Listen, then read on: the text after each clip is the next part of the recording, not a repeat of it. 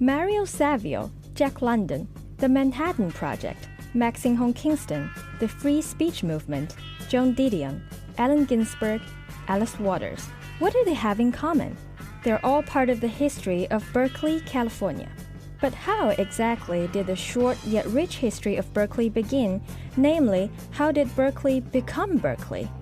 Being a native of China and having lived in Berkeley for only 2 years, I had no clue and decided to ask my fellow Berkeleyans. I'm not sure. I have no idea. I think it has to do with the person that was his proper name. Isn't it a philosopher's name? Berkeley got its name from a person. I think it's the author. I believe it's a woman. I'm not sure. It was named after a bishop. Lord Berkeley. It was a philosopher from Dublin, Ireland. It's actually supposed to be pronounced Barclay. Philosopher, writer, nobleman, clergyman, male, female, and pronounced as Berkeley. I was amazed at the possibilities. On May 24th, 1866, the trustees of the College of California decided to name this area Berkeley. David Farrell, university archivist on the UC Berkeley campus. George Berkeley, I believe he pronounced his name Berkeley, Bishop of Cloyne, one of the great 18th century philosophers and mathematicians and theologians. So it is the philosopher Berkeley. But what is the College of California?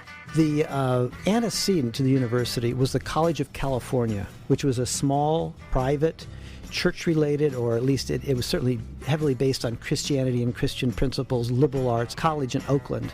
The College of California never prospered, and in the late 1850s, the trustees decided to find a new location. They didn't like it over in Oakland. They wanted to be farther away. Some people said that one of the reasons was they were concerned about the students being corrupted by city life, so they wanted to get into a more rural, bucolic setting. Back then, this land was where people went to take a break from city life, sit down on a rock, admire the bay view, and read poems. On a beautiful day in 1866, that's exactly what happened to Frederick Billings, a trustee of the College of California.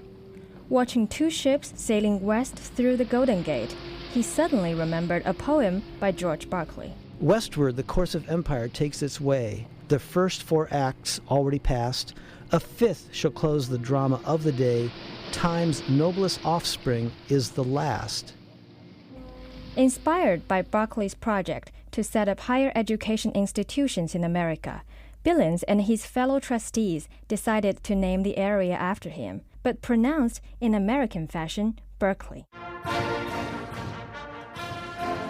Berkeley has come to have a very special meaning in people's minds around the world. And, you know, we've always had a lot of international students. We've always had a high profile everywhere. That's distinctive, and it's interesting that we've kept alive Berkeley's name into the present in a very different context. There's excellent philosophy and science built here, created here, discovered here. Meanwhile, the city of Berkeley has become a center of political activism and radical social ideas.